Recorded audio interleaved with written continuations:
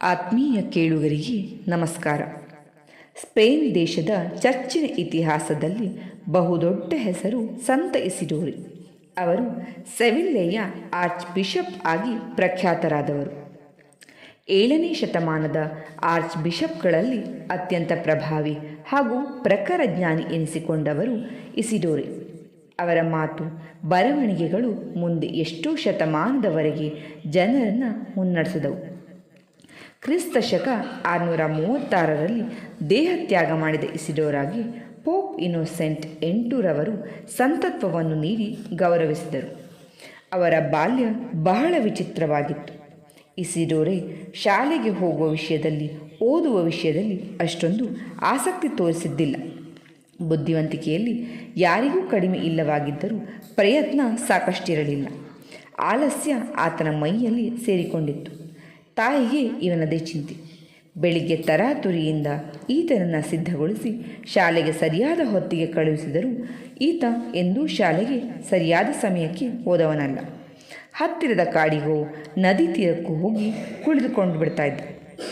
ಹೀಗಾಗಿ ಪ್ರತಿನಿತ್ಯ ಶಾಲೆ ಶಿಕ್ಷಕರಿಂದ ತಕರಾರುಗಳು ಇದ್ದೇ ಇರ್ತಿತ್ತು. ಯಾವ ಪರೀಕ್ಷೆಯನ್ನು ಸರಳವಾಗಿ ಪಾಸಾಗುವುದು ಸಾಧ್ಯವಾಗುತ್ತಿರಲಿಲ್ಲ.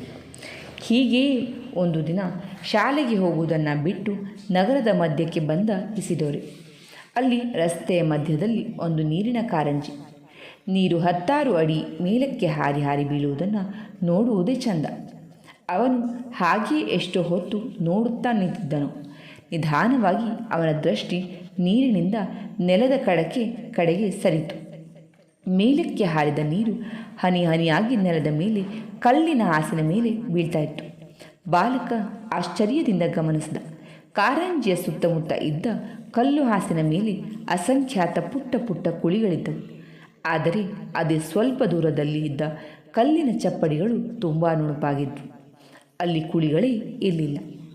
ಈ ಹುಡುಗ ತನ್ನ ಮೈ ನೆನೆಯುವುದನ್ನು ಗಮನಿಸದೆ ಮುಂದೆ ಸರಿದು ನೀರಿನ ಹನಿಗಳು ಬೀಳುತ್ತಿದ್ದ ಕಲ್ಲಿನ ಮೇಲೆ ಮೂಡಿದ್ದ ಕುಳಿಗಳ ಮೇಲೆ ಕೈಯಾಡಿಸ್ತಾ ಇದ್ದ. ಸ್ವಲ್ಪ ಹೊತ್ತಿನಲ್ಲಿ ಅಲ್ಲೊಬ್ಬ ಮಹಿಳೆ ನೀರನ್ನು ತೆಗೆದುಕೊಂಡು ಹೋಗಲಿಕ್ಕೆ ಬಂದು. ಆ ಬಾಲಕ ಆಕೆಯನ್ನು ಕೇಳಿದ, ಕಾರಂಜಿಯ ಸುತ್ತಮುತ್ತ ಯಾಕೆ ಒಳ್ಳೆ ನುಣುಪಾದ ಕಲ್ಲುಗಳನ್ನು ಹಾಕಿಲ್ಲ?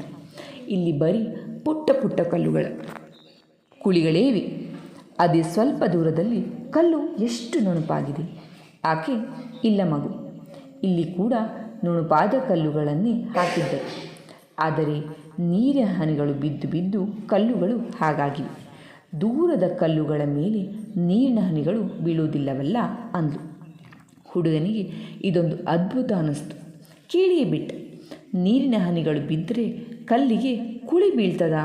ಹೌದಪ್ಪ, 1-2 ಹನಿ ಬಿದ್ದರೆ ಏನೂ ಆಗೋದಿಲ್ಲ.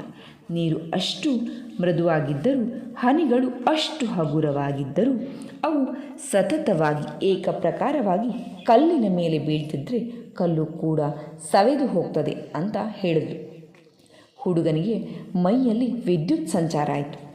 ಸತತವಾಗಿ ಬೀಳುವ ನೀರಿನ ಹನಿ ಕಲ್ಲನ್ನೇ ಕೊರೆಯುವುದಾದರೆ ನಾನು ಸತತ ಪ್ರಯತ್ನ ಮಾಡಿದರೆ ಎಂಥ ಹಿರಿದಾದ ಸಾಧನೆಯನ್ನು ಮಾಡಬಹುದಲ್ವಾ ಅನ್ನಿಸ್ತು. ಅಂದಿನಿಂದ ಆತ ಶಾಲೆಯನ್ನು ತಪ್ಪಿಸಲಿಲ್ಲ. ದಿನನಿತ್ಯವೂ ಅಭ್ಯಾಸವನ್ನು ಮರಳಿಲ್ಲ. ಎಂದಾದರೂ ಮನಸ್ಸಿಗೆ ಯಾವುದಾದರೂ ವಿಷಯ ಅಸಾಧ್ಯವೆನಿಸಿದಾಗ, ನಿರಾಸೆಯಾದಾಗ ಅವನ ಕಣ್ಣು ಮುಂದೆ ಕಲ್ಲಿನ ಮೇಲಿನ ಕುಳಿಗಳು ಜ್ಞಾಪಕಕ್ಕೆ ಬರುತ್ತಿದ್ದಂತೆ. ಮುಂದೆ ಆದದ್ದು ಇತಿಹಾಸ. ಆರ್ಚ್ ಬಿಷಪ್ ಇಸಿಡೋರ ತನ್ನ ಕಾಲದಲ್ಲಿ ಅಸಾಮಾನ್ಯ ಜ್ಞಾನಿಗಳಲ್ಲಿ ಶ್ರೇಷ್ಠನೆನಿಸಿಕೊಂಡ. ಆತ್ಮೀಯರೇ, ಈ ಕಥೆ ಹೇಳಲಿಕ್ಕೆ ಕಾರಣ ಕೂಡ ಇದೆ. ಎತ್ತರದ ಸಾಧನೆಗೆ ಸತತ ಪರಿಶ್ರಮ ಒಂದೇ ಮಾರ್ಗ. ಪ್ರಯತ್ನವಿಲ್ಲದೆ ಬಹುದೊಡ್ಡ ಗುರಿಯನ್ನು ತಲುಪುವುದು ಕೇವಲ ಹಗಲುಗನಸು ಮಾತ್ರ. ಪ್ರಯತ್ನ ಸಣ್ಣದೇ ಇರ್ಬೋದು, ಆದರೆ ಅದು ನಿರಂತರವಾಗಿರಬೇಕು. ಆಗ ಯಶಸ್ಸು ನಮ್ಮನ್ನು ಬೆನ್ನಟ್ಟಿ ಬರ್ತದೆ ಅಂತ ಹೇಳಲಿಕ್ಕೆ ಈ ಕಥೆಯನ್ನು ಹೇಳಿದೆ. ಬಹುಶಃ ಈ ಕತೆ ನಿಮಗೆ ಇಷ್ಟ ಆಗಿರ್ಬೋದು ಅಂತ ಹೇಳಿ ಭಾವಿಸ್ತೀನಿ. ಕೇಳಿದ್ದಕ್ಕೆ ಧನ್ಯವಾದ.